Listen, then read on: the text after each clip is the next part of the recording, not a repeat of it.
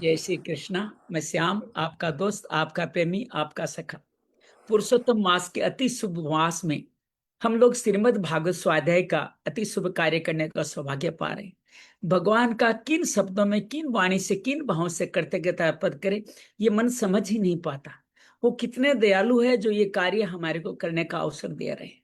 आज अष्टमी नवमी कह सकते हो, कल गंगा दशहरा भी होगा, तो उस हिसाब से आज का दिन बड़ा महत्वपूर्ण है। आज हम लोग चतुर्थ स्कंद के 19वें 20वें अध्याय में प्रवेश करेंगे। देखते हैं महाराज पृथु के 100 में यज्ञ कैसे संपूर्ण होते हैं और कैसे कार्य आगे बढ़ते हैं। आइए भगत चरणों में अपने भाव को लीन करते हैं। मूलाधार चक्र से भगवान के श्री चरणों में नमो भगवते वासुदेवाय, नमो भगवते वासुदेवाय, नमो भगवते वासुदेवाय, नमो भगवते वासुदेवाय, नमो भगवते वासुदेवाय, नमो भगवते वासुदेवाय, नमो भगवते वासुदेवाय।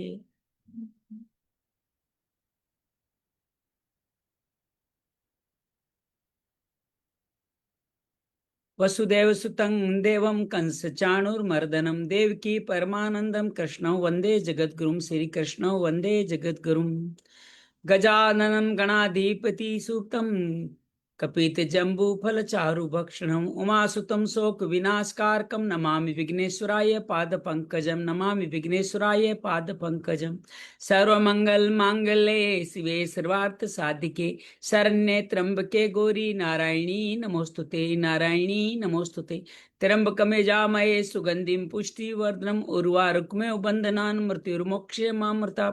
ओम मित्राय नमः, सूर्याय नमः, भान्वे नमः, मित्राय नमः, रविये नमः, सूर्याय नमः, भान्वे नमः, खगे नमः, पुष्णे नमः, हिरण्यगर्भाय नमः, मारीचे नमः, आदित्याय नमः, ओम सावित्रे नमः, अर्काय नमः, भास्कराय नमः।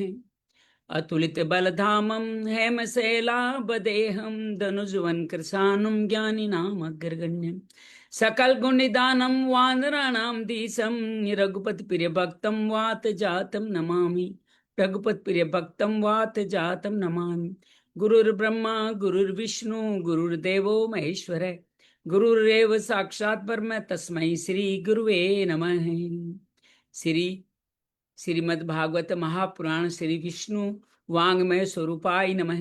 श्री व्यास रूपाय कृष्ण द्वैपाय नाय नमः। श्री व्यास रूपाय श्री सुखदेवाय नमः। श्री कृष्णार्पण वस्तु। कृष्णाय वासुदेवाय हरिये परमात्मने प्रणत क्लेश नाशाय गोविंदाय नमो नमः। प्रणत क्लेश नाशाय गोविंदाय नमो नमः। शांति शांति शांति।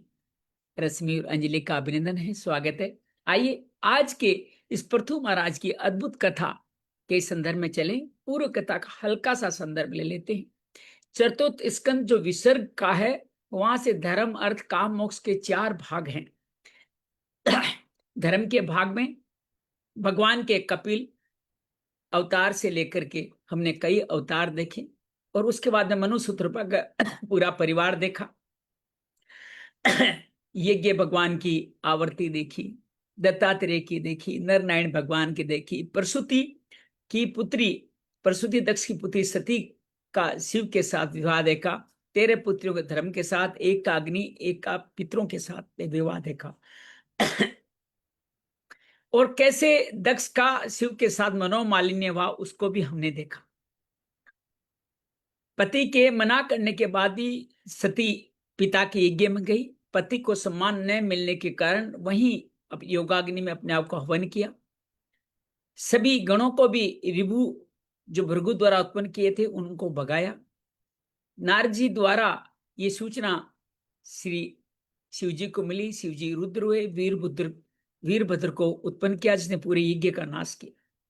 समस्त देवता ब्रह्मा के पास क्षमा याचना, यज्ञ का सुधार करने की भाव से गए। श्री कृष्ण श्री शंकर जी की पहले ब्रह्मा जी ने उनको डांटा कि आपने शंकर का भाग नहीं देके गलत कार्य किया है, और फिर शंकर जी की स्तुति करी, उनको कहा कि ये उचित कार्य करते, इनको इतना दंड देना उचित नहीं है। हालांकि इन्होंने आपका भाग नहीं देके गलत कार्य किया, अब ये भाग आपको देंगे और इनका पुनरुद्धार करे। शंकर जी के मेरा इससे कोई दोष नहीं, मैं तो बस धर्म की स्थापना के लिए कुकर्म करने वालों को हल्का सा दंड देना चाहता था। दक्ष आदि सभी को, भृगु, पूषा, भग आदि सभी को ठीक किया जाता है, ये संपन्न होता है, श्री हरि आते हैं, उनकी स्तुति की जाती है। धर्म के साथ अधर्म का भी बात की जाती है, कैसे ब्रह्मा की पीठ से अधर्म उत्पन्न हुआ, अधर्म के कैसा परिवार है। 3 बार कोई भी कार्य करने से भी 3 बार हम सोच लें तो अधर्म के मार्ग से हम हट सकते हैं। उसके बाद पुरुषार्थ में ध्रुव की कथाई, सुरुचि के वाग मानस मर्माहत, माता के द्वारा सही मार्ग संस्कार दिए जाने से, गुरु स्वरूप नारद जी के दिए गए 12 मंत्र से भगवान की आराधना पूजा करके भगवान के परम धो लोक और ऐश्वर्य पाते हैं। ध्रुव जी का स्वागत होता है उनकी राजधानी में और जल्दी ही उत्तानपाद उनको शासन सौंप देते हैं। ध्रुव जी अपना शासन बहुत नियम पूर्वक कर रहे हैं। उसी दौरान उनके छोटे भाई उत्तम की यक्ष के द्वारा हत्या की जाती है। मां सुरुचि भी वहीं दावानल में अपने प्राण त्याग देती है। ध्रुव जी क्रोधवश यक्षों का संहार करने चलते हैं, अधिक यक्षों पर विजय हासिल करते हैं। तो मनु उनके दादा आके उनको समझाते हैं इतना क्रोध उचित नहीं है, क्रोध आपकी मति को छीन लेता है, आप सही गलत का निर्णय नहीं कर सकते। ये सब भगवान की अपनी माया, उसके अनुरूप ये कार्य हो रहा है। तुमने ब्रह्मा जी के, शंकर जी के सखा कुबेर की अलकापुरी पे आक्रमण करके अच्छा नहीं किया। ध्रुव समझ जाते हैं भगवान के भक्त तो थे ही, कुबेर आते हैं, उनको हमेशा भगवान भक्ति में पाने का आशीर्वाद देते हैं। अब वैराग्य में बसे हुए ध्रुव नियम पूर्वक प्रजा का संचालन करते हैं। एक लंबे समय 36,000 वर्षों तक राज्य करते हैं। फिर उत्कल को राज सौंप के वैदिक आश्रम वैराग्य धारण कर लेते हैं। वहां पे अष्टांग योग का नित्य पालन करते हैं। नित्य पालन करते करते एक दिन भगवान का विमान नंद सुनंद के साथ उनको लेना आता है। संध्या आदि करके पूजन करके वो मृत्यु के सर पे पैर रख करके उस विमान में अपना धारण होते हैं। साथ ही माता का आना भी सुनिश्चित करते हैं। समय नक्षत्रों को पार करते हुए जब सप्तऋषि परिक्रमा करते हुए ध्रुव लोक में स्थापित हो जाते हैं। उधर ध्रुव के वंश में उत्कल राजा बनने से इनकार कर देता है। वो भी एक संत की तरह जीवन जीता है। उसको पागल समझ करके वत्सर को राजा बनाया गया था, जिसकी प्रभा और 2 रानियां, जिनसे प्रातः, मध्यान्ह, रात्रि, सायकाल और निशीत काल प्रदोष और ब्रह्म मुहूर्त 6 पुत्र होते हैं। और उनमें से वत्सर का आगे वंश चलता है। चाक्षुष मनमंत्र के चाक्षु भी उसी मनमंत्र में होते हैं। महाबली महाधर्मात्मा राजा अंग भी होते हैं। अश्वमेघ यज्ञ करना चाहते हैं, जो कि राजा का कर्तव्य है, लेकिन यज्ञ में देवता भाग लेने नहीं आते क्योंकि वो ना पुत्र है। तो पुत्र का होना पितृण के लिए, देवरण के लिए आवश्यक है। संतों की, ब्राह्मणों के कहने से पुत्रेष्ठ यज्ञ करते हैं। प्रारब्ध नहीं है, उस पुत्र को लेने का प्रयास करते हैं और पुत्र तो आता है, लेकिन माता सुनीता जो मृत्यु की बेटी है, उनके संस्कारों को लेकर के बेन आता है, जो बड़ा ही दुष्ट होता है। उसकी दुष्टता को समझाने के बाद ये सोल्यूशन नहीं निकलता है, तो अंग राज्य से गमन कर जाते हैं। अब बेन को राजा बनाया जाता है क्योंकि लुटेरे वहां पे आतंक मचाने लगे थे। देव के कारण लुटेरे तो चुप जाते हैं, लेकिन खुद का उसका आतंक इतना बड़ा होता है कि भगवान का नाम लेना तक बंद कराता है, यज्ञ लेना बंद करा देता है। सारे ब्राह्मण उनको मनाने जाते हैं, लेकिन वो मानता नहीं कि तुम सब, मैं ही तुम्हारा पति परमेश्वर हूं, भगवान यार है, उसको कल्पना के मेरा बुरा करो। ब्राह्मण क्रोधित होते हैं, हुंकार भर के ब्रह्मदंड से वेन का अंत करते हैं। मां सुनीता उनके शव को सुरक्षित रखती है। ब्राह्मण समझते हैं कि अब वापस आतंक फैल रहा है लुटेरों का, तो वो अंग का वंश चलाने के लिए वो रखे हुए शव के पहले जंघाओं का शोधन करते हैं। वहां एक निषाद काला बोना उत्पन्न होता है और वो बेन के सारे पाप ले जाते हैं। एक तरह से बेन की शुद्धि होती है। तो हर अंतःकरण में ईश्वर बरसते हैं। तो ईश्वर के माध्यम से बेन से पृथु भगवान उत्पन्न होते हैं। पृथु भगवान बड़े प्रतापी हैं। सारे ब्रह्मा आदि उनकी स्तुति करने आते हैं। बंदी जन उनकी भविष्य में जो जो क्या क्या करेंगे वो भी बताते हैं, हालांकि उनको स्तुति गान पसंद नहीं है। इस तरह राज सबको विदा करते हैं और पृथु राजा राज प्रारंभ करते हैं। लेकिन बेन के राज्य से ग्रसित प्रजा आके के पृथु कहते हैं हमारे खाने को अनाज नहीं, पृथु हमें अनाज नहीं देती, हम भूखे मरे, हमारा कुछ समाधान करो। राजा विचार करके पृथ्वी पे गुस्सा होकर के उस पे बाण लेके दौड़ते हैं। पृथ्वी गौ का रूप धारण करके जगह जगह भागती रहती है। पृथ्वी उनका पीछा करते रहते हैं। एक समय जाके पृथ्वी लगती है तीनों लोक में मुझे कोई स्थान नहीं मिल रहा, तो रुक जाती है। रुक करके पृथ्वी से प्रार्थना करती है मेरे पीछे क्यों आप पड़े हुए, मैंने कुछ गलत नहीं किया है। ये जो बीज जो मेरे अंदर है वो बीज मैंने नहीं खाए हैं, क्योंकि उसके लिए देवताओं को यज्ञ हवन आदि नहीं मिला, इसलिए बारिश आदि नहीं, इसलिए बीज जीर्ण होके अंदर चले गए। आप मुझको और कहते हैं कि आप मुझे हटा मार देंगे तो पृथ्वी लोग रहेंगे किसे? पृथ्वी कहते हैं मैं योग बल से सबको नई पृथ्वी प्रदान कर दूंगा, नया स्थान प्रदान कर दूंगा। फिर पृथ्वी माँ समझाती है उनको कि आप इसके बजाय आप मेरा दोहन करें, मेरे अंदर सब बीज वगैरह है, मेरी भूमि को भी समतल करें, आपको सब कुछ मिलने वाला है।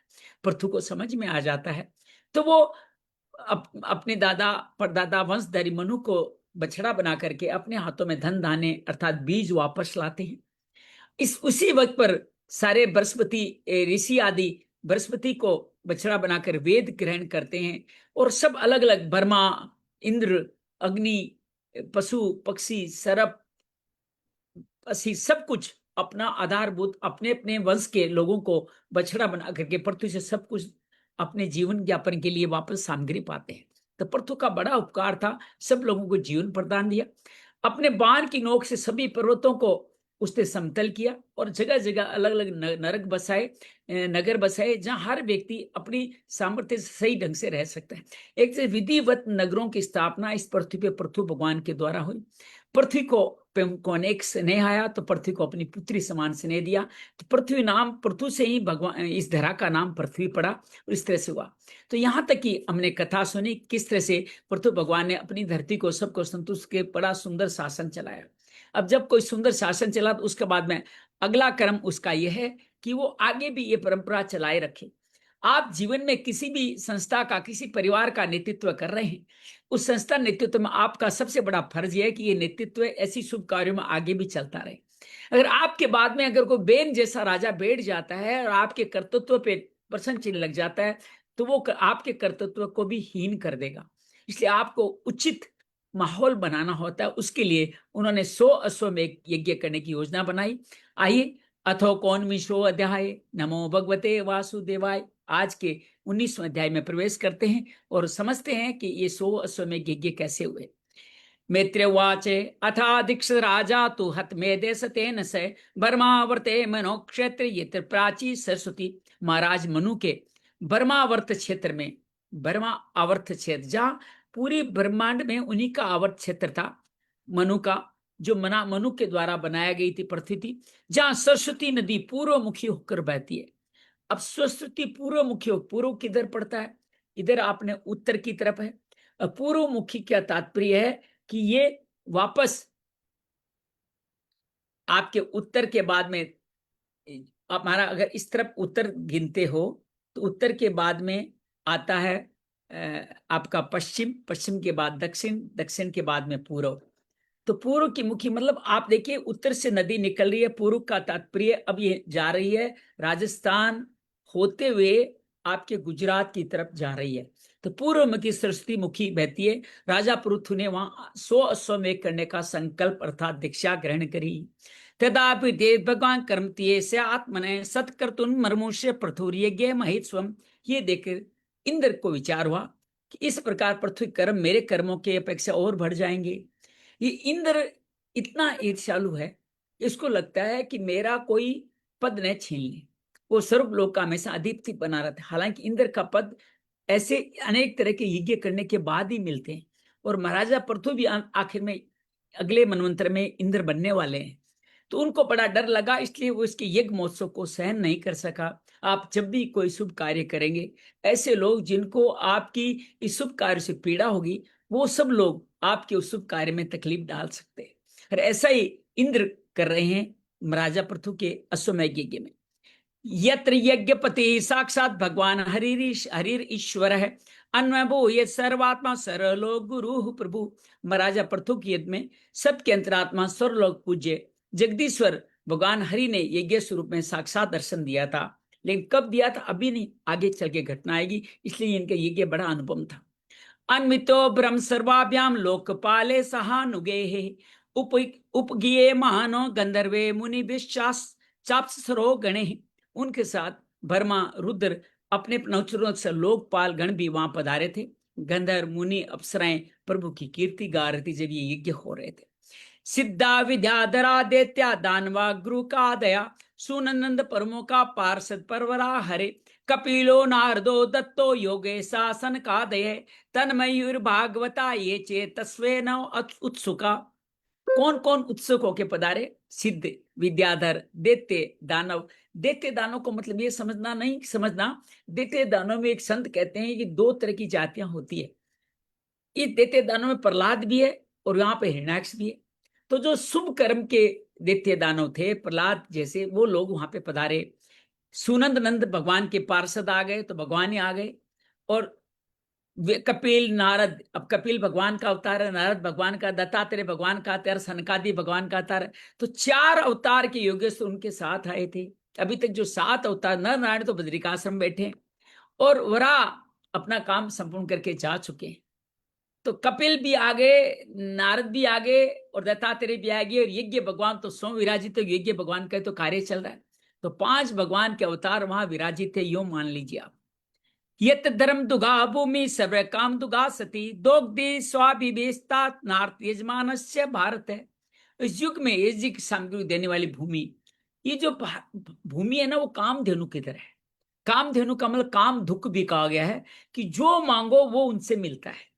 तो हमारी पृथ्वी मां से हम जो मांगो वो मिल। राजस्थान में अभी खेती में कई आंदोलन राजस्थान, बिहार, पंजाब और गुजरात आदि में हो रहे हैं, जहां ऐसी फसलें उगाई जा रही जो वहां नहीं उगती थी।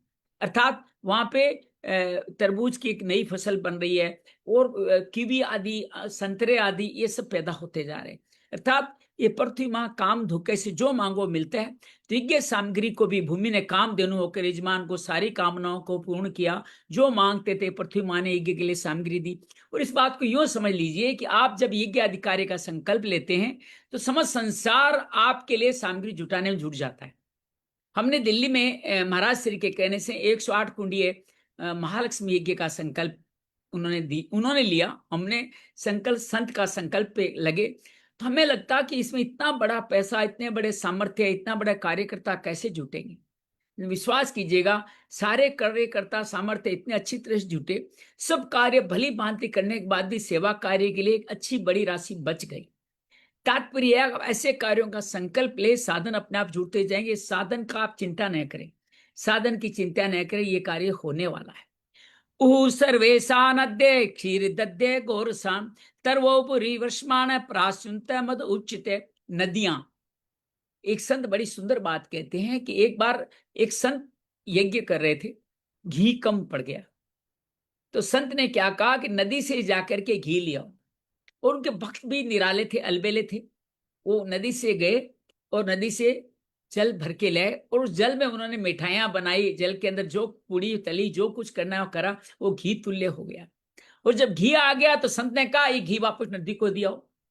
वो उतने ही भरा हुआ घी उस नदी में वापस डाल आए। तात्पर्य, नदियां भी, प्रकृति भी आपके सब कार्य में अपने सहयोग करती है। नदियां दाख, दाख कहते हैं अंगूरों को, एक भी ऐसी मीठा फल होता है, सब प्रकार के रसों को बहा के लाती। इस रस में आप घी भी सम्मिलित सब आ रहे थे। मधु, और ऐसा रस लाती थी जिसे मधु मतलब शहद निकलता रहता था। बड़े बड़े वृक्ष दूध, दही, अन्य घृत त्रैतिक सामग्रियां वहां समर्पण करते थे। ये आज में व्यक्ति के रूप में हमें समर्पण मिलता है। सिंधु रत्न की रत्निकारान गिरियो अन चतुर्विधम उपायन मुपाजो सर्वे लोका सपालका। समुद्र में बहुत सारे रत्न होते हैं, रत्नाकर कहते हैं समुद्र को। बहुत सी रत्न राशियां, पर्वत, भव्य, भोज्य, चोष्य, लेस्य, ये 4 तरह के भोजन करने के तरीके हैं। कौन से? एक तो भक्षण करना, एक भोजन करना, एक चूसना, और एक लेस्य मतलब थोड़ा लसलसा सा पदार्थ मुंह में लेते हैं, उसको कहते हैं काट के लेने। 4 प्रकार के अन्न। तो लोकपालों के से संपूर्ण लोग तरह तरह के उपहार उन्हें समर्पण करते थे। ये 100 यज्ञों की अलग अलग कहानियां एक साथ बताई जा रही है आपको। इति चादोग्यस से प्रतोषी परमोदयम आसुन भगवान इंद्र प्रतिघातम चीकरत। महाराजा प्रतु तो एक बार श्री हरि को अपना प्रभु मानते थे। उनकी कृपा से यज्ञानुष्ठान में बड़ा उत्कर्ष हुआ, किंतु ये बात देवराज इंद्र को सहन नहीं, उन्होंने उसमें विघ्न डालने की भी चेष्टा की। हम अभी चल रहे हैं श्रीमद् भागवत चतुर्थ स्कंद के 19वें अध्याय में। अभी तक हमने 10 श्लोक किए हैं, 11 श्लोक में हम प्रवेश कर रहे हैं। चरण में अश्वमेधन यजमाने युज पस्पितम वेन्य यज्ञ पुष्म संप्रदन पोहा तिरोहित। जिस महाराज प्रथु अंतिम यज्ञ है, मतलब 100वें यज्ञ में द्वारा भगवान यज्ञपति की आराधना कर रहे थे। इंद्र ने ईर्ष्यावश गुप्त रूप से उनके यज्ञ का घोड़ा हर लिया। अब आप ये समझोगे कि इंद्र जैसा व्यक्ति घोड़ा हर रहा है, हम इंद्र के प्रति कैसे सद्भाव सत्कार रखें। एक संत बहुत सुंदर व्याख्या देते हैं, आप सुनिएगा। परमानंद जी महाराज क्या कहते हैं कि इंद्र ने इस, वैसे तो 99 हो गए आपके 2 लाइन में, 99 हमने संपन्न कर दिए। 99 की कोई लंबी चौड़ी चर्चा ही नहीं।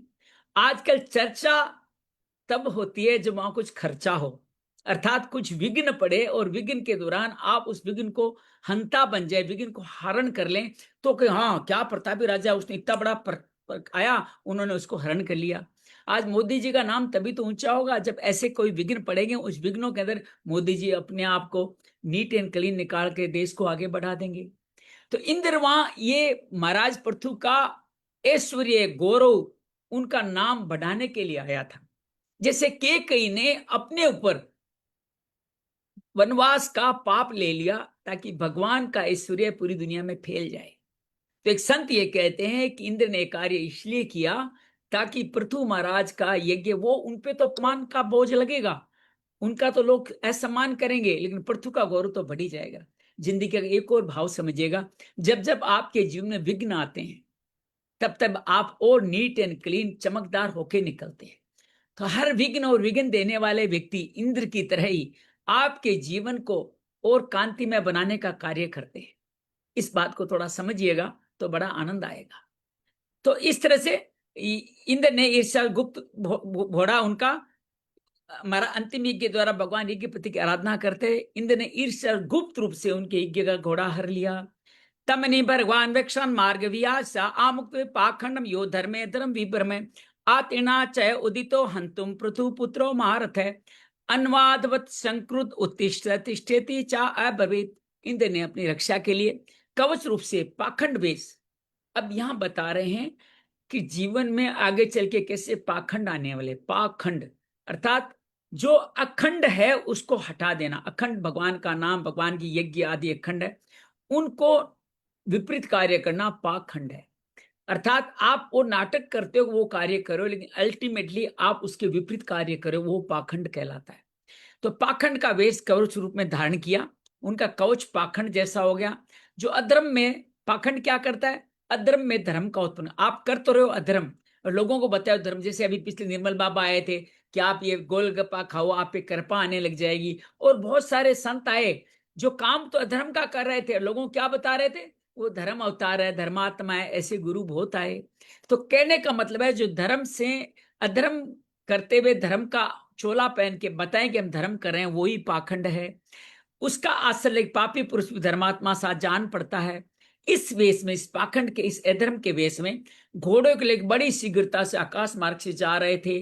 तब उन पर भगवान अत्रि, अत्रि कौन है, वो जो 9 ऋषियों में से एक अत्रि है, जिनकी देवहूति की पुत्री अनुसुया से विवाह हुआ था, जिनके गर्भ से, अत्रि अनुसुया के गर्भ से दत्तात्रेय की उत्पत्ति हुई थी। तो एक तरह से भगवान के पिता भगवान ही कहलाते हैं। भगवान अत्रि की उनके दृष्टि पड़ गई। उन्होंने भगवान पृथ्वी के महारथी पुत्र को, इंद्र को मारने के लिए उनके पीछे दौड़ा। अरे दे देख, तेरा रथ लेके, तेरा घोड़ा लेके जा रहा है। अरे और बड़े क्रोध से बोला उनका पुत्र, अरे खड़ा रहे खड़ा रहे। अभी पहचाना नहीं इंद्र है, क्योंकि धर्म तो अधर्म का चोला पहन रखा था। आपके जीवन में बहुत सारे लोग, आपके प्रेमी हितैषी एक ऐसा चोला पहन के आएंगे, आपको लगेगा आपके हितैषी है, लेकिन वो अल्टीमेटली आपका अहित चाहते हैं। यही पाखंड है, यही अधर्म है। तम तात साकृति वृक्ष मेने धर्म शरीरिणम जटिलम भस्मानाचन तस्मै बाणम मुंचति। इंद्र सिर पर जटा जूट, शरीर में भस्म धारण किए। अब वेश देखिए धर्म का, जटा जूट भी है, सिर पे भस्म भी है। ऐसा वेश देख करके पृथु कुमार ने समझा कि ये धर्मी है और उन पे बाण नहीं छोड़ा। धर्म पे कैसे एक भगवान का अवतार का बेटा कैसे बाण छोड़ सकता है। वदनानि आवर्तम तम भूयो हंत में अरि चोदयत है जय यज्ञ हनम तांत महेंद्र विबुधा दमम। जब इंद्र पे वार करे बिना लौट रहे थे, इंद्र इत्री ने कहा नहीं, ये गलत हो रहा है, ये व्यक्ति तुम्हारा घोड़ा बस, इसने तुम्हारे काम ये कि बेकी बात तुम इसे मार डालो। तो उनको उकसाया कि यही है, तुम इस अधर्म के वेश के आचरण में नहीं हो। हमें भी बहुत सारे लोग सजग करते हैं कि अधर्म के वाहक इन, जिनको संत का चोला पहन रखा है, असल में असंत है। उनसे हम सावधान रहें। संत यहाँ यही सावधान कर रहे हैं, सावधान रहो, ये अधर्म है, ये पाखंडी है। अब क्या करें पृथु के पुत्र। एवं वेने सुत प्रोक्ताश्रमाणम विहाय ऐसा अन्वयभद्र भी क्रुदो रावणम ग्रह राधिव। अत्रि मुनि के इस प्रकार उत्साहित करने पर पृथु कुमार क्रोध में भर गए। इंद्र बड़ी तेजी से आकाश में जा रहे थे, उनके पीछे वह इस प्रकार दौड़ा जैसे रावण के पीछे जटायु। अब आपके मन में संशय आएगा, अभी रावण कहां से आ गया, अभी तो सतयुग चल रहा है, रावण को जटायु बात। अरे भाई, ये कथा व्यास जी ने वर्तमान समय में लिखी है। व्यास जी इस कलयुग के व्यास है, तो व्यास जी जब लिख रहे हैं तो बहुत सारी घटनाएं घट चुकी है। तो उन घटनाओं का एक कवि अपने लिखते समय उन घटनाओं का उदाहरण यूज कर लेता है। क्यों, आगे पढ़ने वाला तो व्यास जी के बाद वाले लोग ही आएंगे, जिनके जो तो रावण को जटायु को जानते ही। तो ये उदाहरण के लिए आपको एग्जाम्पल समझाने के लिए लिखा है, रावण अभी आया नहीं है। और दूसरा मतलब ये भी समझते हो कि ऐसे कई सारी सृष्टियां हो चुकी है, उनमें रावण जटायु आ चुके हैं। यही कथा बार बार होती जा रही है, इसलिए रावण जटायु आ भी चुके हैं। इस मनमंत्र में नहीं तो इससे पहले वाले मनमंत्र में आ चुके होंगे। तो इस तरह से आप किसी तरह से इस भाव को समझ सकते हो। मुझे व्यास जी वर्तमान काल में लिख रहे हैं, ये भाव ज्यादा उचित लगता है। सो अस्वम रूपम च तद्वादस्मा अंतरित स्वराट वीर स्व पशुमाद पितुर्यज्ञ पेयवान। सर्वपति इंद्र ने अपने पीछे आते देखा तो उस वेश और घोड़े को, जो पाखंड का वेश बनाया था चिताडूर भस्मधारी, वहीं अंतर्ध्यान हो गए। और वह वीर अपना यज्ञ पशु पिता की यज्ञशाला में लौट है, अपना वो छोड़ दिया और खुद अंतर्ध्यान हो गए। तदस्य चाद्भुतम विचिक्ष्य परमर्शे नामध्यम दुदुस्त विजिता विजिजास इति प्रभु। विदुर जी उसके अद्भुत पराक्रम को देखे महर्षियों ने उसका नाम विजिताश्व रखा। अश्व को विजय करने वाले को विजिताश्व कहते हैं। किसका नाम रखा? पृथु के बेटे को। पृथु के लिए बड़ा शुभ दिन है कि उसका बेटा भी उसके कार्यों में सहभागी बन रहा है। एक पिता अगर कोई भी शुभ कार्य में लगता है और उसके बेटे उसमें उसका साथ देते हैं तो पिता के लिए बड़े आनंददायक समय होता है। उसको लगता है, वो इतना आनंद में रहता है, आप कल्पना नहीं कर सकते। और पिता के शुभ कार्य का अगर पुत्र विरोध करे तो सोचिए उस पिता की क्या हालत होती हो। मैं ऐसे एक दो बड़े हवन देखे, बड़े बड़े लोगों के द्वारा किए, भागवत में जाने का मौका मिला। पूरा परिवार वहां पे, सारे बड़े व्यवसाय छोड़ पे वहां विराजित था। तो पिता को कितना हर्ष हुआ होगा। और एक आप अपने घर में कोई बड़ा आयोजन करो और आपका पूरा परिवार ही ना आए, आपके मन में कहीं ना कहीं, मन के अंदर कोई न कोई, हृदय का कोई हिस्सा बुझ सा जाएगा। लेकिन यहाँ ऐसा नहीं है। पृथु का पुत्र भी पृथु के यज्ञ में अपनी 100% भागीदारी दे रहा है। पृथु के लिए बड़ा आनंद का समय है। उपसृज्य तमस्तिर्जार्श्व पुनर्हरि चसाल यूप तश्नो हिरण्यसनम विभु। यज्ञ पशु को पासाल और यूप में बांध दिया गया। चसाल जो यज्ञ का कुंड था, वहां पे जो लकड़ी का खंबा लगाया गया था, उसमें रस्सी से बांध दिया गया। शक्तिशाली इंद्र अभी भी चुप नहीं हुआ है। उसने घोर अंधकार फैला दिया, चारों तरफ अंधकार फैला दिया। उसी में छिप करके वो फिर घोड़े की सोने की जंजीर समेत ले गए। जो जंजीर जिससे बांधा था, रस्सी वो सोने की थी, उससे लेकर के फिर उस यज्ञ पशु को लेके चले गए। अश्वमेघ का एक सिंपल सा नियम यह होता था कि अश्वमेघ यज्ञ करने वाला एक घोड़े को छोड़ता था और वो घोड़ा पूरे पृथ्वी पे जाता था। राम जी ने भी अश्वमेघ यज्ञ किया था। लोग उसकी कहानी आप उसके अंदर आपने सुनी पड़ी होगी।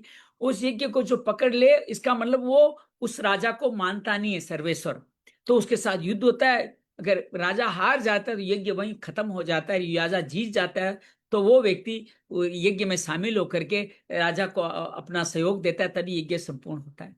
तो 100वां यज्ञ संपूर्ण नहीं करना चाहते, इसलिए बार बार यज्ञ पशु को चुरा करके ले जा रहे हैं। इस बार अंधकार में भेष में आके चुरा लगे। अत्रि संदृश्यामा त्वरमाण विहास्य कपाल खटवांगदम वीरो ने नम बाधत है। अत्रि उन्हें फिर उन्हें आकाश में तेजी से जाते दिखा और उनको पास कपाल और खटवांग देख करके, उसके पास क्या था, कपाल कहते हो ना खोपड़ी, और खटवांग जो लकड़ी की बनी हुई, समझो कुछ दंड वगैरह होगा। खटवांग देख के पृथुपुत्र ने, उनके मार्ग में कोई दादा नहीं, पृथु फिर भटक गए कि ये जो कपाल लेके जा रहा है कोई योगी होगा, कोई भस्म देने वाला श्री शंकर का कोई रुद्र होगा। उससे उसके मार्ग में उन्होंने कोई बाधा नहीं डाली। फिर पृथु के पुत्र भोले थे, वो चुप हो गए। लेकिन अत्रि नहीं माने। अत्रि ने बहुत दुनिया देख रखी है। अत्रिना च उदित तस्मै संदते विशिकम रुषा सो वस्वम रूपम च तदित्वा तत्सात्वंत्र हितैश्वराट। लेकिन अत्रि ने फिर राजकुमार को उकसाया कि ये वही इंद्र है। गुस्से में भर के इंद्र को लक्ष्य बनाकर राजकुमार ने फिर बाण चढ़ाया। वह देखते देवराज उस वेश को, जो कपाल खटवांग का, जो एक तरह से रुद्र का जैसा भेष बना रहा, उस घोड़े को छोड़ के वहां से फिर अंतर्ध्यान हो गए। दूसरी बार अंतर्ध्यान हुए हैं। वीरश्चस्वम उपादय पितृज्ञम यथा वर्जत तत्वतम हरे रूपम जगृ ज्ञान दुर्बला। वीर विजितास अपना घोड़ा लेकर पिता की सलाम लौट आया। तब से इंद्र के उस निंदित वेश को मंद बुद्धि पुरुषों ने ग्रहण कर लिया। जो जो वेश बनाया था वो आज भी है। जिनकी बुद्धि हीन हो गई है, जो लोगों को गलत कार्यों से लूटना चाहते हैं, उन्होंने उस पाखंडधारी वेश को उन्होंने अपना लिया। या निरूपाणी जग्र इंद्रियो हरिजीर्ष्या तानि पापस्य खंडानि लिंगम खंडम्यो उच्यते। इंद्र ने अश्वरण के जो रूप धारण किए थे, वो पाप के खंड होने के कारण पाखंड कहलाए। यहाँ खंड शब्द चिन्ह का वाचक है, अर्थात चिन्ह के रूप में खंड खंड होना एक चिन्ह का स्वरूप है। और पाखंड जो चिन्ह लिए उन्हें जीवन में, जो वेश बनाए, सब पाखंडी के वेश माने गए। एवं इंद्रिय हरत्यंश विघ्न यज्ञ जिगायसा तत्र विष्टेषु पाखंडेषु मृतिर्ननाम धर्म इत्युपर धर्मेषु नग्न रक्त पटादिषु प्रायण सज्जते भ्रांत्या पेशलेषु च वाग्मिषु। इस प्रकार पृथु के यज्ञ का विध्वंस करने के लिए यज्ञ पुष्परात ने जिन जिन बार ग्रहण किया, एक बार नहीं और भी कई बार आया। एक बार तो नग्न होके आया, एक बार रक्त का अंबर रक्त में नहा करके आया, एक बार कापालिक बन के आया, और पाखंड पर अनेक पर के आचरण करके, जिनसे मनुष्य की बुद्धि प्राय मोहित हो जाती है। क्योंकि नास्तिक मत देखने में सुंदर लगते हैं। आपको ये नास्तिक मत वाले लोग चारवाक हैं, जो जो भगवान की आलोचना करते हैं। अब देखिए, अभी देश में तो यही हुआ। अभी एक विदेश में बैठे हुए ऐसे ही पाखंडी ने एक कॉकरोच पार्टी बनाई और पूरे देश के उस, अब पता चला है कि 50% तो पाकिस्तान के लोग थे। लोग संख्या देखने लगे, 1,30,00,000। भारतीय जनता पार्टी से सबसे बड़ी पार्टी, ज्यादा लोग तो इस पार्टी में जुड़ गए। 50% तो पाकिस्तान से थे, बाकी बांग्लादेश तुर्किस्तान से थे, और बाकी पैसा दे दे कर लेकर के लाए हुए आदमी थे। अर्थात पाखंड के प्रति लोग आकर्षित इस तरह भी हो जाते हैं। लोग कॉकरोच पार्टी में जुड़ने लगे, कहने लगे मैं अकर्मण्य हूं, मैं आलसी हूं, मेरे पास रोजगार नहीं है, ऐसी बातें करके जुटने लगे। बल्कि कहूं कि आज के समय में आपको हरि का नाम लेना हो, भगवान का आराधन करना हो, हम भी बहुत लोगों को सूचनाएं देते हैं। आज 5 लोग हमारे साथ आप हैं। तात्पर्य यह है कि अगर इसकी जगह कोई आपको ऐसा पाखंड में बुलाया जाता कि इस पाखंड में बैठोगे, आपके घर में धन धान्य आ जाएगा, ये आ जाएगा, वो आ जाएगा, आपको रोजगार मिल जाएगा, तो बहुत सारे लोग यहाँ आ जाते। तो पाखंड में लोग जल्दी आकर्षित होते हैं, क्योंकि लोगों को बड़ा सुंदर लगते हैं। वो बड़ी बड़ी युक्तियों से उनके पक्ष का समर्थन करते हैं, बड़े बड़े तर्क देते हैं। वास्तव में ये उपधर्म मात्र है, अर्थात ये धर्म नहीं है। लोग भर धर्म मानकर इनमें आसक्त हो जाते हैं, ये अधर्म ही। तत्विज्ञाय भगवान पृथु पृथु पराक्रम इंदिराय कुपितो वाण मात्यो कार मुख। इंद्र की इस कुचाल का पता लगने पर महाकर्मी महाराज पृथु को बड़ा क्रोध है। अभी तो बेटा ही लड़ रहा था, लेकिन बेटा कह रहा है बार बार आ जाता है, बार बार से छीन के रहता हूं, फिर आ जाता है। तो पृथु को क्रोध आ गया, अपना धनुष उठाकर उस पर उन्होंने बाण चढ़ाया। अब क्या घटना घटती, बड़ी अद्भुत घटना है, सुनिएगा। तमो उत्विजय सक्र संदितम विचक्ष दुष्प्रेक्ष्यम संहार सनम निवार्यामासुरो मामते नैजितान्यवत प्रचोदिता। उसमें क्रोध बस का उनकी ओर देखा नहीं जा सकता, इतना क्रोध था। जब ऋत्विजों ने देखा पृथु इंद्र का वध करने को तैयार है, तो ऋषियों ने उनको रोका। आप बड़े बुद्धिमान हैं, यज्ञ दिशा लेने पर आप किसी यज्ञ पशु को छोड़कर किसी का वध करना उचित नहीं है। सिर्फ आप उसमें बलि चला करती होगी, ये यज्ञ पशु के रूप में कोई और बनाए। आजकल तो एक आटे का बनाया जाता है, उसको वध किया जाता है। यज्ञ पशु छोड़ किसी का वध करना आपके लिए उचित नहीं है। आपने अभी संकल्प ले लिया यज्ञ का। वयम मरुवंत मियार्थनाशनम हवयामहे त्वत्सहन अतत विश्वम आयातयामो व्रेन वनंतरम परसेराजन जुवाते अहितम। इससे ज्ञान विघ्न डालने वाला आपका शत्रु इंद्र तो आपके सुयुज से ईर्ष्यावश ऐसे निस्तेज हो रहा है। एक बार वही बात फिर आ गई कि इंद्र ने इनका मान बढ़ाया था, इनसे इनका तेज और बड़ा हो गया, इंद्र स्वयं इनका विरोध कर रहा है। इसका मतलब इनका काम तो कोई बड़ा अनुपम है। इस अमोघ आह्वान मंत्रों द्वारा हम उसको यहीं बुला देते हैं और बलात् अग्नि में हवन कर देते हैं। आप मत कुछ कीजिए, अगर आपका बुरा कर रहा है हम मंत्र के द्वारा यहाँ बुलाएंगे और अग्नि में इसको हवन कर देंगे, ऐसा ऋषियों ने कहा। इत्या मंत्रे कृतुपति विदुरास्त्र विजो रुषा मुग्ध तो व्यत्य स्वयं भू प्रत्यसेधत। विदुर जी यजमान से इस प्रकार सलाह करके याजकों ने क्रोधपूर्वक इंद्र का आह्वान किया। वे सुरुआ कहते हैं जिसे यज्ञ में आहुति दी जाती है। आहुति डालना ही चाहते थे कि ब्रह्मा जी ने वहां आकर रोक दिया। वो इंद्र को मारना ही चाहते थे, हवन करना चाहते, रोक दिया। ब्रह्मा की पूरी सृष्टि बनाई हुई है, उसमें देवता दानव सब उन्हीं के बनाए हुए हैं, तो उनको तो इस सृष्टि में सभी का प्रयोग लेना है। उनको लगा सृष्टि का असंतुलन हो जाएगा, उनको रोक दिया। न वध्यो भगवतामिंद्रो यदिग्जो भगवत तनु यम जिज्ञास तम यज्ञ सुरा। याजकों तुम्हें इंद्र का वध नहीं करना चाहिए। तब यज्ञ संग इंद्र तो भगवान की ही मूर्ति है, भगवान का ही रूप है। तुम यज्ञ द्वारा जिन देवताओं को आराधना कर रहे हो वे इंद्र के ही तो अंग है, और तुम उसे यज्ञ द्वारा मारना चाहते हो तो यज्ञ तुम्हारा कैसे संपन्न होगा, देवी संपदा कैसे बढ़ेगी। तम पश्य मर्दम यतिक्रम द्विजा इंद्रियानुष्टम राज्य कर्मे त्वादि झांकसा। परंतु के यज्ञ अनुष्ठान में विघ्न डालने इंद्र जो पाखंड फैलाया है वह धर्म का उच्छेदन करने वाला है, वो धर्म को ही बढ़ाने वाला है। इस बात तुम ध्यान दो, इसके अधिक विरोध मत करो, वह नहीं तो और पाखंड मार्ग चूंगा। अगर तुम और विरोध करोगे नए पाखंड मार्ग लाता जाएगा और लोग उसके पाखंड मार्ग को ग्रहण करते चले जाएंगे। इसलिए एक बात मैं आपको सबको कहना चाहता हूं, आप सोशल मीडिया में सत्यवीर जी कोई ऐसे गलत आदमी की सूचना पढ़ते हैं तो आप उसके ऊपर कुछ लिखते हैं, कहिए गलत है। आप देखो सोशल मीडिया का जादू ऐसे, जो ही आप लिखते हो आप स्वयं उसको फॉरवर्ड करने वाले बन जाते हो। मुझे बहुत बार ऐसी सूचनाएं अपने उनके विरोधियों से मिलती है, मतलब गलत कार्य था, मुझे पता नहीं था, लेकिन विरोधियों ने उसका विरोध किया तो उन्होंने एक तरह से वो उनके वाहक बन गए, अर्थात उन्होंने फॉरवर्ड कर दिया। तो उन्होंने जो फॉरवर्ड करने से विरोधियों का वो मत सब तक पहुंच गया। हो सकता है जिन तक पहुंचो कई पाखंड के प्रति आकर्षित हो जाए। इसलिए जब आप किसी का विरोध करते हो तो एक तरह से उसी का प्रचार करते हो, इसलिए विरोध करना भी उचित कार्य नहीं है। एक मैं एक बहुत बुरी पुरानी घटना सुना रहा हूं कि अटल बिहारी वाजपेयी का शासन था और बड़ा सुशासन का बड़ा नारा दिया, नाम भूल गया उन्होंने क्या नाम दिया था, और उसके माध्यम से लग रहा था कि वही दोबारा शासन में आएंगे। दिल्ली में भी शीला दीक्षित का राज्य था, लेकिन बीजेपी का आने के बहुत चांसेस थे। भारतीय जनता पार्टी ने उस समय बहुत बड़े बड़े बोर्ड लगाए, उस बोर्ड में शीला दीक्षित के काम दिखाए कि देखो इस काम में ये भ्रष्टाचार किया, इसमें भ्रष्टाचार किया, इसमें भ्रष्टाचार किया, कॉमनवेल्थ गेम आदि भी थे उसमें। मेरे साथ मेरे एक मोटिवेटर गुरु अनिल जी थे, उन्होंने कहा कि ये प्रचार सही नहीं कर रहे हैं लोग, इस प्रचार में जाने अनजाने शीला दीक्षित का नाम बढ़ा रहे हैं। आप किसी का अगर विरोध करें तो उसका नाम भी अपने मुख से उच्चारण न करें, उसके कामों को भी आप उनकी आलोचना भी न करें। जब आप आलोचना करेंगे तो उसके काम कहीं न कहीं प्रकट हो जाएंगे। ये बात ध्यान रखिएगा, बहुत अद्भुत है आप सबकी जिम्मे। तो पाखंड मार्गों का प्रचार हो जाएगा अगर आप इसको मारेंगे तो वो ये नए पाखंड रूप धारण करके आएगा, उसका परिवार पाखंड का परिवार बढ़ता चला जाएगा।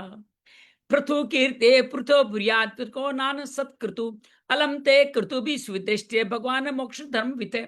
अच्छा परम परवेशी महाराज पृथु के 99 यज्ञ रहने दो, आप 99 हो गए कोई बात, 99 रहने दो। राशि पुतुन का राजन, आप तो मोक्ष धर्म के जानने वाले हैं, अतः आपको इन योगानुष्ठानों की जरूरत नहीं है। राशि पुतु से ये कहा आप मोक्ष धर्म को जानते हैं, आपको यज्ञ अनुष्ठान से क्या मतलब है, 99 बहुत होते हैं, इस पे संतुष्ट कर जाओ, पाखंड को मत बढ़ावा दो। नेवात्मने महिंद्रा रोषमार्तुर महर्षि उभाव भी भद्रम ते उत्तम श्लोक विग्रह, आपका मंगल हो। आप और इन दोनों ही भगवान श्री हरि के शरीर हैं, इसलिए अपने स्वभूप रूप आपके जैसे ही रूप वाले इंद्र के प्रति आपको क्रोध नहीं करना चाहिए। मास्मिन महाराज कर्था समय चिंता निशा में आदृत आत्मा यदि दायी तो देवतम नु कर्तो मनोत्रिष्टम विश्ते तमो अंधम। आपका यज्ञ निर्विघ्न समाप्त नहीं हुआ, इसके लिए आप चिंता न करें, हमारी बात आप आदरपूर्वक स्वीकार कीजिए। देखिए जो मनुष्य विधाता के बिगाड़े हुए काम को बनाने का विचार करता है उसका मन अत्यंत क्रोध भर के भयंकर मोह में फंस जाता है। आप सोचते हो मैंने कार्य करना था, कर्तृत्व भाव आ गया, इसमें विघ्न आ गया तो आप मोह में पड़ गए। इस कारण से आप क्रोध कर रहे हैं, जो यज्ञ पुरुष को नहीं करना चाहिए। तो इस तरह से नारद जी समझा रहे हैं पृथु महाराज को। कर्तुर्विमता में देवेशु दुर्वग्रह धर्म यति करो यत्र पाखंड निंद निर्मते। आप इसे को बंद कर दीजिए। इसी कारण इंद्र के चलाए हुए पाखंडों से धर्म का नाश हो रहा है, क्योंकि देवताओं में बड़ा दुराग्रह होता है। देवता अपने पद के बड़ी बड़ी सत्संख्य होते हैं, दुराग्रह रखते हैं, और वो पाखंड को बढ़ा रहे हैं, पृथ्वी का धर्म नष्ट हो रहा है। इसलिए आप 99 गीत पे ही बात रहने जी। हम भी अक्सर ये करना है, इतना ही करना है, ऐसा संकल्प लेके अपने आप को बांध देते हैं, और वो संकल्प पूरा नहीं होता है तो अपने आप को आप थोड़ा हीन समझने लगते हैं। इसलिए कोई संकल्प अगर पूरा नहीं हो तो सिरे हरि की इच्छा मान लें। जैसे हम लोगों ने संकल्प लिया कि ये श्रीमद् भागवत करेंगे, जब तक चल रहा है हरि की इच्छा है, और हरि नहीं करना चाहें तो हरि रोक देंगे। आप में से कई लोग कभी आ पाते हैं, कभी नहीं आ पाते। नहीं आने के प्रति अपने मन में थोड़ा बहुत अपराध बहुत मत लाइएगा। ये हरि की इच्छा है, हरि ऐसा कर रहे हैं। आप उसको दोबारा पढ़ लें, उसका भावार्थ समझ लें, अपने आप पढ़ लें, वीडियो देख लें, किसी भी तरह से पढ़ लें तो भी काम हो जाए। और नए भी पढ़ेंगे तो अब जब आएंगे तो पूर्व कथा का स्मरण कराएंगे, तब आपका वो पढ़ा हुआ ही माना जाएगा।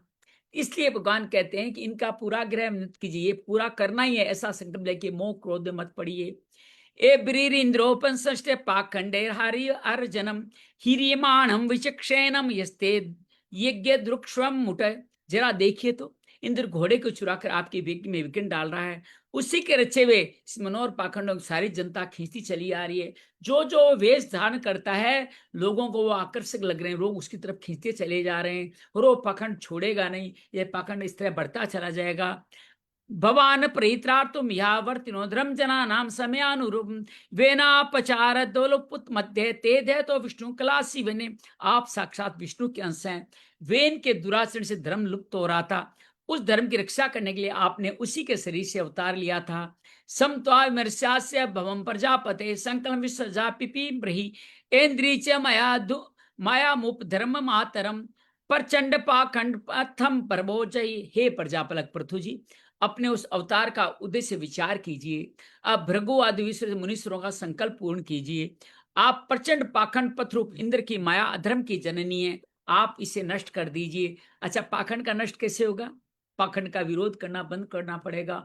पाखंड रूपी न्यूज जो आप सोशल मीडिया में बोलते हैं, उसका फॉरवर्ड करना बंद करना पड़ेगा, उसका विरोध करना बंद करना पड़ेगा। मैत्रेय वाच है, इतम स लोक गुणा समादुष्ट विषामपति तत्चा कृत्यावाच मधोनपि न संदते। मैत्री जी कहते हैं, लोग गुरु भगवान ब्रह्मा जी के इस प्रकार समझाने पे प्रबल पराक्रम में महाराज पृथु ने यज्ञ का आग्रह छोड़ दिया, और इंद्र के साथ प्रीति पूर्वक संधि भी कर ली कि मुझे नहीं चाहिए इंद्र का राज। 100 यज्ञ का मतलब होता था आपको इंद्र इंद्र बन जाएंगे, तो इंद्र तो डरेगा ही। आज कोई भी पार्टी अगर जीतने का कार्य करती है तो जो हारने वाली पार्टी विघ्न तो डालेगी ना। तो इंद्र हार दिया कि इंद्र का शासन अब पृथु के पास जाने वाला है। कर्ताव भूस्नानाय पृथ्वे भूरी कर्मणे वरांध दुस्ते वरदा ये तद ब्रह्मसी तर्पिता। इसका यज्ञांत स्नान करके निवृत्त हुए। यज्ञ से तृप्त देवताओं ने भी उन्हें अभिष्ट जो जो देवताओं को तृप्त कर चुके थे उन्होंने वर दिए। विप्रा सत्याशीष तुस्ता सर्द्या लब्ध दक्षिणा आशीषो युजु छत्रादि रजाय सत्कृता। आदिराज पृथु ने अत्यंत श्रद्धा पूर्वक यज्ञ पूर्व नहीं हुआ, तो इसका मतलब ब्राह्मणों दक्षिणा देने में ना कोई कोताही नहीं।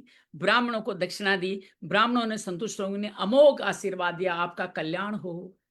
तव्या अनुता माभव सर्व एव समागता पूजता दान म्याभ्याम पितृदेवशी मानवा। वे कहने लगे, महाभाव आपके बुलाने से जो पितृ देवता ऋषि मनुष्य आदि आए उन सभी का आपने दान मान से खूब सत्कार किया। ऐसा कह के कि हमने बुलावे पे आए थे, ये हुआ है नहीं हुआ आपने हमें। ये कई लोग कहते हैं, अरे भाई किस चीज के पैसे दूं, शादी तो हुई नहीं। लेकिन यहाँ आपका कुछ न, फिर भी आपने बहुत मन दिया। इति श्रीमद् भागवते महापुराणे पारमहंसा सीताम चतुर्थ पृथु विजय एकोन विश्वोदय श्री कृष्णार्पणमस्तु। कृष्णाय वासुदेवाय हरिये परमात्मने प्रणत क्लेश नाशाय गोविंदाय नमो नमः। प्रणत क्लेश नाशाय गोविंदाय नमो नमः। आइए, हमारे पास 15 मिनट है, देखते हैं 20वां अध्याय को भी। नमो भगवते वासुदेवाय। अब भगवान पृथु का क्या 100वां युग पूरा होगा क्या? अब क्या घटेगा? बड़ी बड़ी उत्सुकता से देखिएगा। मैत्रेय वाच है, भगवान पे वेंकुट साकम मगवता विभु यज्ञ यज्ञपति तो यज्ञ भुक्तरम भास्त।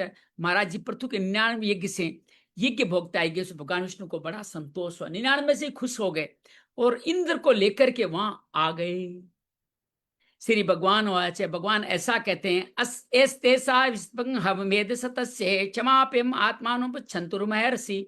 भगवान ने कहा, राजन, तुम्हारे 100 में पूरा करने के संकल्प में विघ्न डाला इंद्र ने, अब ये तुमसे क्षमा चाहते हैं, इनको क्षमा कर दो। तो सारा कार्य भगवान सेट करें। ब्रह्मा जी ने कहा ऐसा मत करो, और ब्रह्मा भगवान आके उसको और सही तरह से संपन्न करा रहे हैं। सुदे साधुओ लोके नरदेव नरो उत्तमानाभिदिन भूतेभव नैनीनात्मा कलेवरम। नरदेव जो श्रेष्ठ मानव साधु और सद्बुद्धि संपन्न होते हैं, दूसरे जीवों से द्रोह नहीं करते, क्योंकि ये शरीर ही आत्मा नहीं है। विरोध शरीर का क्यों करें? आत्मा में तो श्री हरि है, तो किसी का विरोध करो तो किसका विरोध करो? श्री हरि का विरोध कर रहे हो। पुरुषादि मुझे तो तादर्शाद्रव्यम आया शर्म एवं परम जात निर्ज्ञा बुद्ध। बहुत सुंदर बातें आएगी। वृद्ध सेविया, तुम जैसे लोग भी मेरी माया से मोहित हो जाओगे तो समझना चाहिए, बहुत दिनों तो ज्ञानी जनों की सेवा से केवल शर्म ही हाथ लगा। आप बहुत बड़ा यज्ञ हवन करते हो और यज्ञ हवन के बाद में वापस कोई घटना घटे, तुरंत आप क्रोधित हो जाते हो।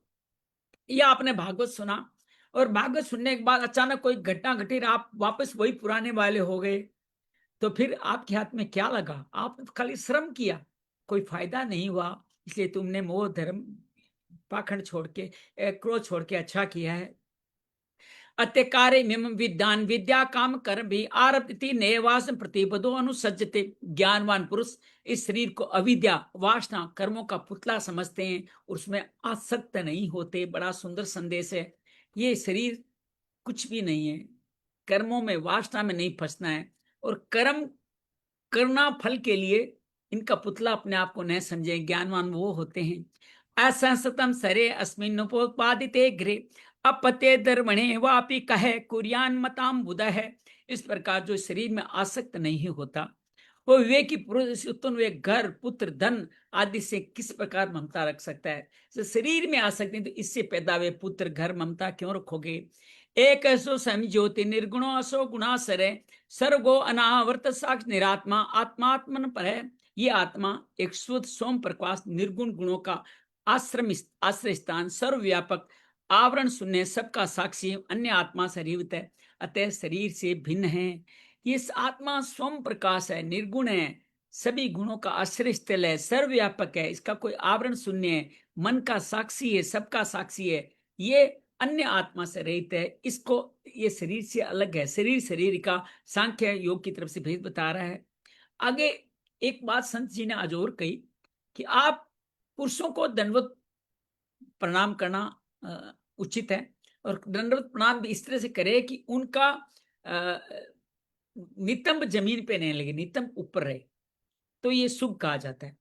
और जो आप वस्त्र धारण करें वो आप भारतीय वस्त्रांबली धारण करें, साथ में कच्छ आदि धारण करके करें। धोती को अपनी घुटनों से नीचे न बांधें, अर्थात लांग लगाएं। ये पुरुषों के लिए वस्त्रों का भाग बताया।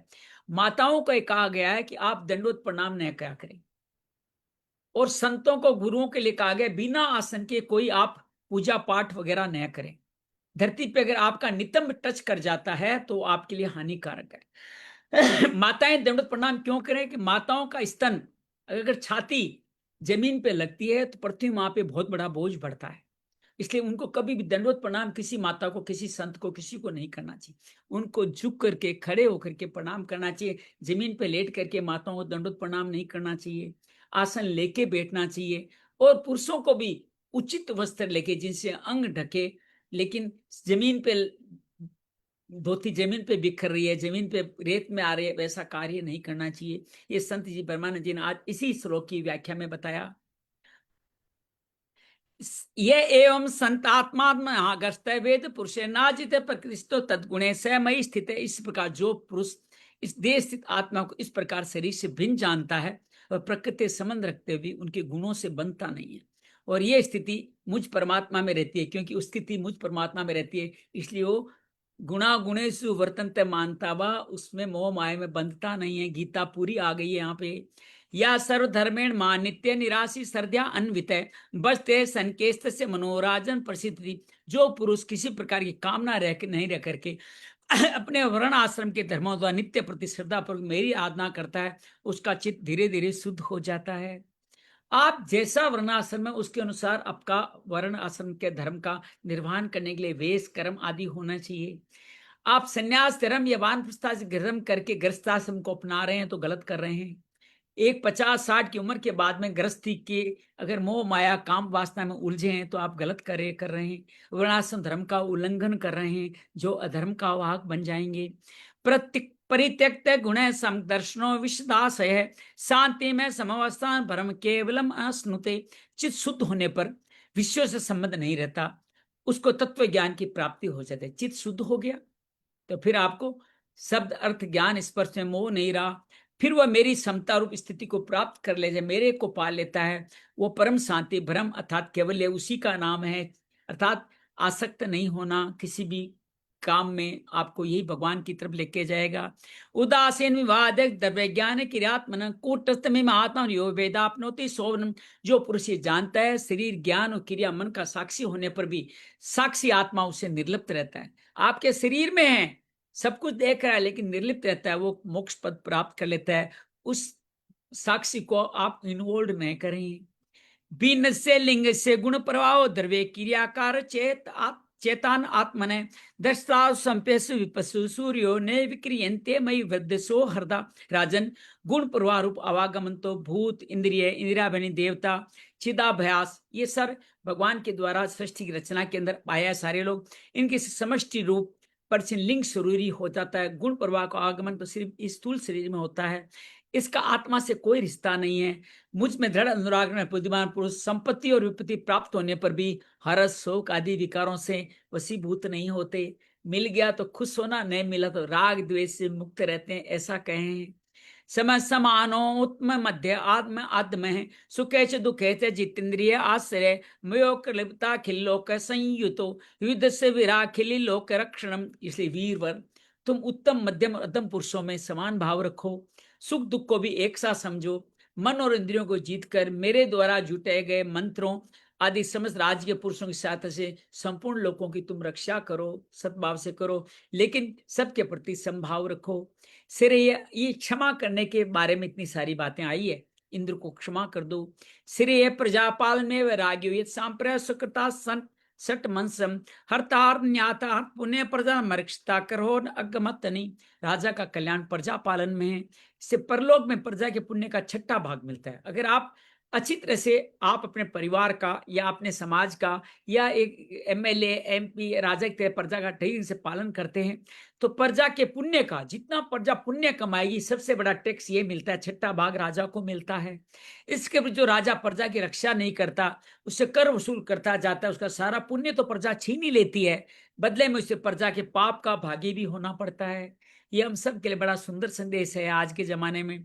एवं द्विजागिर्या अनुवर्त धर्म प्रधानो अन्यतमो अविताशया हर्षवेन कालेन ग्रोपयातान दृष्टासी दान अनुरुक्त लोक है। ऐसे विचार करके तुम श्रेष्ठ ब्राह्मणों की सम्मति पूरे प्राप्त धर्म को ही मुख्यतः अपना लो, कहीं भी आसक्त न होकर पृथ्वी का न्यायपूर्वक राजन करो, सब लोग तुमसे प्रेम करेंगे। कुछ दिनों में तुम घर बैठे ही सनकादि सिद्धों के दर्शन होंगे। एक नई बात कह दी, सनकादि आकर के तुम्हें दर्शन देंगे। वरम च मत कंचन मान गुणाशील यंत्रित नामके सुलभस्तो भी योगेन वा समचित्रति। राजन, तुम्हारे गुणों और स्वभाव ने मुझको वश में कर लिया है, अतः जो इच्छा है मुझसे वर मांग लो। उन क्षमा आदि गुणों से रहित यज्ञ तप योग के द्वारा मुझको पाना सरल नहीं है। क्षमा वीरस्य भूषणम, एक दिन हमने कहा था किसी पे क्षमा उपकार नहीं, अपने आप को उपहार देना है। यही बात यहाँ भगवान कह रहे हैं कि मैं उन्हीं के हृदय में रहता हूं जो जो हर एक को स्वीकार करते समता में रहते हैं। मैत्रेयवाच है स इतम लोक गुणा विश्वक्षेन विश्वाजित अनुशास आदि शीर्षा जगरे हरे। मैत्री जी के विदुर जी स्वर लोग हरि के इस प्रकार कहने पे महाराज पृथ्वी ने उनकी आज्ञा पालन के लिए सिरोधार्य की अर्थात क्षमा कर दिया। किसको क्षमा कर दिया? उन्होंने क्षमा कर दिया इंद्र को। सप्रस्तंपादियो प्रेरणा क्रीडितम स्वयं कर्मणा सत्कर्तुम परिश्व से विद्वेष विसर्जय है। देवराज इंद्र भी अपने कर्म से लज्जित। जब आप क्षमा करोगे ना, उसको अपने गलत कार्य का भान हो जाएगा, वो उनके चरणों में गिरना चाहते, राजा ने उनको हृदय से लगा लिया और उनके मन में जो मालिन्य था उसको निकाल दिया। आपके साथ कोई गलत भी करे उसको भी आप गले से लगा ले, तभी उसका मालिन्य मिटेगा। आप उसका विरोध करेंगे तो मालिन्य और बढ़ता जाएगा। भगवानता विश्वमाता प्रथनो अर्थारहण सम्मुजी न हानया भक्त्या घृत चरणाम मुझे।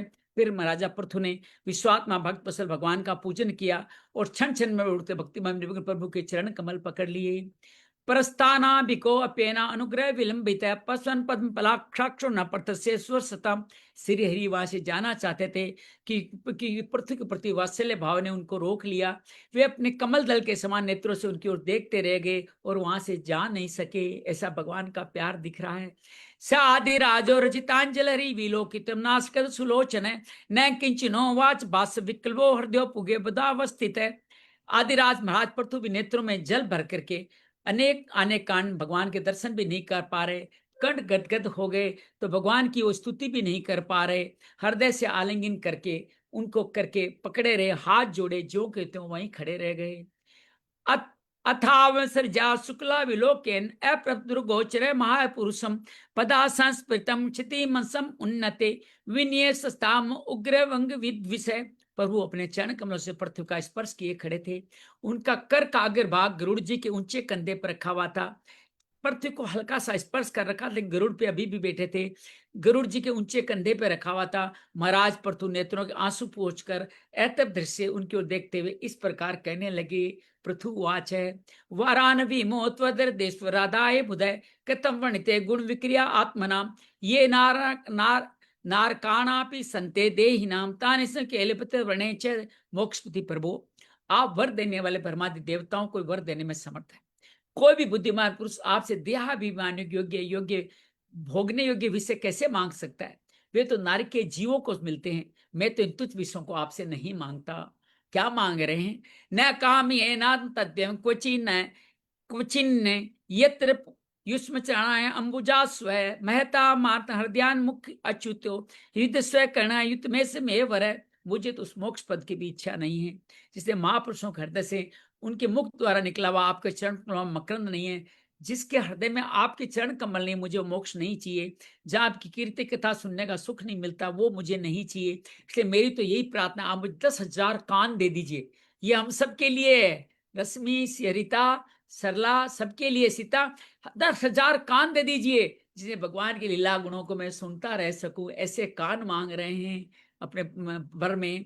स उत्तम श्लोक मैन मुख अच्युतो भगवता मुझो सुधा कणा निलय समृति पुनर्विश्व तत्वर्त मना कुयोगी ना नव वितृत पल वरे।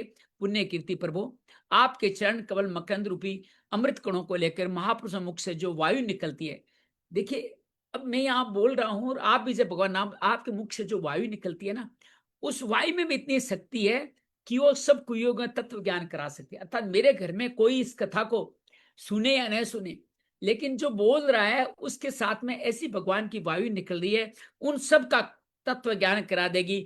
अतः हमें दूसरे वरों की कोई आवश्यकता नहीं है, बस आपकी लीला का ज्ञान करें। मेरी सारी प्रजा सब तर जाएंगे। ये स्वयं सुश्रम आयर संग में ये श्रिया स्वप सुनोती ते सकत कथम कुण ग्योना पुसम सीरत वर पर वे गुण संग्रह छिया। उत्तम कीर्ति वाले प्रभु, सत्संग में आप ये मंगल में सुयस को देवस एक बार भी सुन लेने पर कोई पशु बुद्धि पुरुष भले ही तृप्त हो जाए, गुण ग्रह उसे कैसे छोड़ सकता है? एक बार सुन लिया फिर छोड़ कैसे सकता है? सब प्रकार के पुरुषों की सिद्धि के लिए स्वयं लक्ष्मी जी भी आपके सुयस को सुनना चाहती है। लक्ष्मी जी भी आपके सुयस को सुनना चाहती हैं। अब कहीं नहीं, लक्ष्मी से मैं कंपटीशन नहीं कर रहा हूं, लेकिन मैं सुनना चाहती हूँ। अथा बजे खाक किले पुरुषोत्तम गुणालय पद करे लाल से अप्यावर योग पति स्पर्धो कली न सात कथ चरण किता कनयो। मैं लक्ष्मी के समान मैं भी अत्यंत उत्सुकता से आपके सर्वगुण धाम पुरुषोत्तम की सेवा करना चाहता हूं। तो ऐसा करके एक पति की सेवा प्राप्त करने की होड़ के कारण आपके चरणों मन को एकाग्र करके हम दोनों में कलह छिड़ जाएगी, क्योंकि वो भी आपकी सेवा करना चाहते हैं, मैं भी आपकी सेवा करना चाहती हूँ, तो कलह छिड़ जाएगी। जगन अन्य जगदीश वैस स्वाध्यायत क्रमे न समितम क्रोशी पलुदीन वत्सल स्वय दृढ़ वृतस्य कीत्या। हे जिद जगत लक्ष्मी जी का हृदय मेरे प्रति विरोध भाव होने की संभावना तो है ही है, क्योंकि जिस के सेवा कार्य में उनका अनुराग है उसी के लिए मैं भी लालायित हूं। किंतु आप दिनों पर दया करते हैं, उनके उनके तुच्छ कर्मों को बहुत करके मानते हैं, इसलिए मुझे आशा है हमारे झगड़े में आप मेरा ही पक्ष लेंगे कि लक्ष्मी भी आपकी सेवा करना चाहिए तो मैं भी सेवा करना चाहती हूँ, आप मेरा पक्ष लेंगे। आप अपने स्वरूप में ही रमण करते हैं, आपको भला लक्ष्मी से क्या लेना है, ऐसा समझा रहे हैं भगवान को। बज अन्य त्वामत एव साधो वेदुस्त माया गुण विब्रोधयम भवत पदानुस्मृते सताम निमित्ते मन्यते भगवन विद्ये। इससे निष्काम महात्मा ज्ञान हो जाने के बाद भी आपका भजन करते हैं। आप में माया के करे अहंकार आदि का सर्वथा अभाव है। भगवान मुझे तो आपके चरण कमलों के चिंतन करने के सिवा सत्पुरुषों का कोई और प्रयोजन नहीं जान पड़ता। सिर्फ आपके चरण कमलों का चिंतन करना चाहिए सत्पुरुषों को। मन ने गिरमते जगताम विमोहिनी वर्ण वर्णित भजन मात्यम वाचानु तन्या यदि जनो अस्थित कथम पुण्य कर्म करोति मोहिते। मैं भी बिना किसी इच्छा के आपका भजन करना चाहता हूँ। आपने जो मुझसे का वर मांगो सो मैं आपकी इस वाणी को मैं संसार की मोह में डालने वाली मांगता हूँ। वर मांगूंगा तो संसार के मोह में पड़ जाऊंगा। यही क्या आपकी वेद वाणी भी जगत को बांध रखा है, आपकी वाणी ने जगत को बांध रखा है। ये जो वेद वाणी प्रसिद्ध से लोग बंधे नहीं होते थे, मोह सकाम कर्म क्यों करते? आपकी वाणी के कारण सब लोग ये सकाम कर्म कर रहे हैं। तो त्वन्निमायादा जनिष्खंडितो यदिने दासतरत्मानो अबुधः यथा चरेत बाल हितम पिता स्वयं तथा त्वैर्महर्षि न समीहि तुम। प्रभु आपके माया से मनुष्य अपने वास्तविक स्वरूप आपसे विमुख होकर के अज्ञानवश स्त्री पुत्र आदि की इच्छा करता है। फिर जिसका पिता पुत्र की प्रार्थना की अपेक्षा न रख अपने आप ही पुत्र का कल्याण करता है, उसी प्रकार आप भी हमारी इच्छा की अपेक्षा न करके हमारे लिए स्वयं ही प्रयत्न करिए। हम कुछ भी मांगेंगे आपकी माया में फंस जाएंगे। आप जैसे पिता पुत्र का कल्याण करता, आप ही हमारा कल्याण करने लायक कार्य खुद ही कर दीजिए। मैत्रीवाच है इत्यादि राजे नुतस्य विश्व दुख तस्मान राजयी मयि भक्ति रस्तुते दृष्टि धीरमयी ते करता या मायाम मध्याम तरती सम दुज्यताम सत्वम कुरु मया आदिश परमत प्रजापते मालादेश करो लोक सत्मान आपती सोवनम आदि पृथु के इस प्रकार स्तुति करने पर सर्वश्रेष्ठ हरि ने उनसे कहा, राजन मुझ में आपकी भक्ति हो ये बड़े सौभाग्य की बात है। तुम्हारा चित्त इस प्रकार मुझ में लगा, ऐसा होने पर पूरे सहज में ही मेरी माया को पार कर जाता है। इसको छोड़ना, इसके बंध छूटना अत्यंत कठिन है। मेरे भक्ति रख के उसमें छूट जाते हो। सावधानी से मेरे आज्ञा का पालन करते हो। प्रजा पालक नरेश जो पुरुष मेरी आज्ञा का पालन करता है उसका सर्वत्र मंगल होता है, ऐसा भगवान कह गए। मैत्रेयवाच है इति वैनजरास्य प्रतिननाथ उद्धवच्च पूजितो अनुगृहीत्व गंतु चक्रे अचितो मतिम विदुर जी। इस प्रकार भगवान ने राजसी पृथु के सार गर्भित वचनों का आदर किया। पृथु ने उनकी पूजा की, सबके उपकार के वहां से चलने को भगवान तैयार हुए। देवर्षि प्रीतिगन सिद्धचारण पन्नगा किंद्राप सो मर्त्या खगा भूत्यान कनेक्ष यज्ञ राज्ञा व्यात्विका अंजलिर भक्ति सभाजितायु सर वेंकुटानुगस्त। महाराजा पृथु ने जन देवता ऋषि पितर गंधर्व सिद्ध चारण नाग किन्नर अप्सरा मनुष्य पक्षी सभी प्रकार के प्राणी और भगवान के जो पार्षद आए थे उन सभी का भगवत पूर्वक वाणी और मन और धन के द्वारा हाथ जोड़ के पूजन किया। सभी अपने अपने स्थानों की ओर चले गए। भगवान अपि रास्य सुपोपादस्य च अच्युत हर निमनो अमुष्य स्वधाम प्रत्यन पद्यते। भगवान अच्युत भी राजा पृथु एवं पुरोहितों का चित्त चुराते हुए हृदय चुरा लिया, अपने धाम को सिधार गए। अंतिम श्लोक पढ़ते हैं। अदृष्टाय नमस्कृत नर्व संदेश आत्मने अव्यक्ता देवानम दिवाय स्वयं प्रोमयो। तदंतर अपना स्वरूप दिखाकर अंतर ध्यान हुए अव्यक्त स्वरूप देवादि भगवान को नमस्कार दर्शा पृथ्वी भी अपने राजधानी में चले गए। इति श्री श्रीमद् भागवते महापुराणे पारमहंसा सहितम चतुर्थ स्कंदे विश्व उत्सव श्री कृष्णार्पण मस्तु। कृष्णाय वासुदेवाय हरिये परमात्मने प्रणत क्लेश नाशाय गोविंदाय नमो नमः। आराम से विराजित हो जाएं, शरीर को यथासमय स्थिर लें। शरीर में कहीं कोई तनाव नहीं, पूरा शरीर को ढीला छोड़ दें और ज्यों ही आप मुस्कुराते हैं पूरा शरीर तनाव रहित हो जाता है। आइए चलते हैं ब्रह्मावर्त में सरस्वती जहां पूर्व मुखी बह रही है उस सरस्वती के किनारे, जहां पे अपने पिता ने जो यज्ञ नहीं किए उसकी क्षतिपूर्ति करते हुए आने वाली सृष्टि भी यज्ञ के द्वारा समृद्ध बनी रहे, अश्वमेघ यज्ञ करने का निर्णय लेते हैं। और एक नहीं 100 अश्वमेघ यज्ञ करते हैं।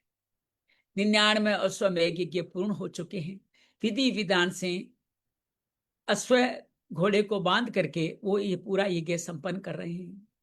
100वां यज्ञ पूरा होने से पहले इंद्र पाखंड का रूप लेके आता है, यज्ञ पशु को चुरा के ले जाता है। अत्रि मुनि देख लेते हैं, हालांकि उसके पाखंड के बेस में पृथु कुमार पृथु कुमार उसके पाखंड के वेश में आकर के उसको माफ कर देते हैं, लेकिन अत्रि के उकसाने पर उसको पे हमला करते हैं। इंद्र भाग जाता है यज्ञ को छोड़ करके। ऐसे कई बार अनेक अनेक पाखंड के रूप धारण करके इंद्र उनका अश्व चुराने आता है और बार बार पृथु कुमार उसको छीन ले आते हैं। उनको विजिताश्व भी कहा जाता है। इस प्रकार बार बार ये विघ्न डालने पर पृथु क्रोधित होते हैं और उनको मारने के लिए बाण उठाते हैं। तो ऋत्विज कहते हैं कि जो एक बार यज्ञ का संकल्प के यजमान बैठ जाता उसको किसी को भी मारना उचित नहीं है। इसलिए आप चिंता क्यों करते हैं, मंत्रों के द्वारा इंद्र को यहीं बुला के हम हवन कर देंगे। जो ही वो हवन करने के लिए आहुति डालने वाले होते हैं त्यों ही वहां ब्रह्मा प्रकट होते हैं और उनको रोक देते हैं।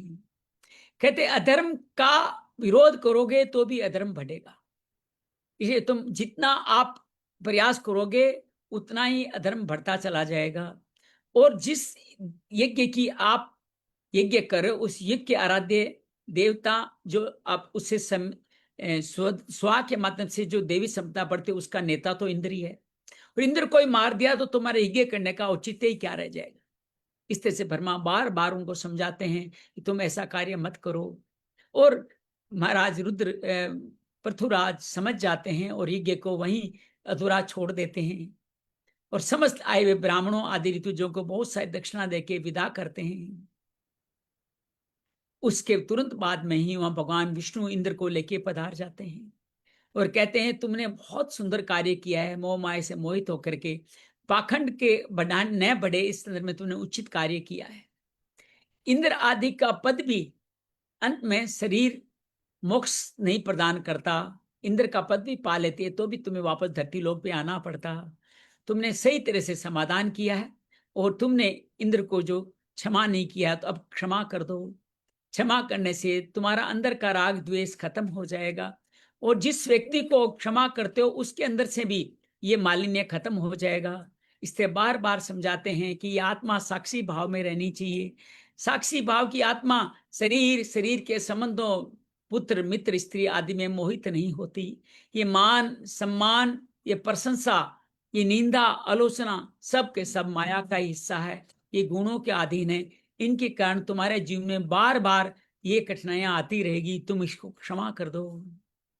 भगवान के इसके बार बार समझाने पे पूरा ब्रह्म उपदेश गीता उपदेश देने के बाद पृथु समझ जाते हैं और वो इंद्र को गले लगाते हैं। गले लगाते इंद्र उनके पैरों में गिरना चाहते हैं लेकिन वो पैरों में नहीं गिर के उनको गले लगाते हैं, उनको मनोमालिन्य दूर कर देते हैं। इस तरह भगवान कहते मैं तुम पे बहुत प्रसन्न हूं, तुमने मेरा कहा माना है, तुम्हें जो इच्छा है वो वर मांग लो। महाराजा पृथु कहते हैं कि आपसे क्या मांगू, जो भी मांगूंगा सब आपकी माया के अधीन ही होगा। वो मुझे बार बार इस धरती पे लाने का एक कारण बनेगा। मैं तो आपके चरणों की सेवा मांगना चाहता हूं जैसे माँ लक्ष्मी आपकी सेवा करती है। हाँ, माँ लक्ष्मी से मेरा थोड़ा प्रतिस्पर्धा होगी लेकिन होती है तो होते रहे, मुझे तो आपके चरणों की सेवा ही चाहिए। ये बार बार मांगते हैं कि किसी तरह आपके जो गुणानुवाद है उनको बार बार सुनने के लिए हजार मैं कानों से उनको सुनता रहूं। मुझे मोक्ष भी नहीं चाहिए, मैं तो आपके गुणानुवाद को सुनते रहना चाहता हूं। इस तरह भगवान से प्रार्थना करते हैं। भगवान तथास्तु कहते हैं कि जल्दी ही तुम्हारे पास सनकादि आएंगे, मेरे नाम रूप की गुण की कथाएं सुनाएंगे और तुम मुक्त होकर के मेरे धाम को पधारोगे, मोक्ष प्राप्त करोगे। जो तुमने चरणों की सेवा मांगी वही सेवा तुम्हें मिलेगी।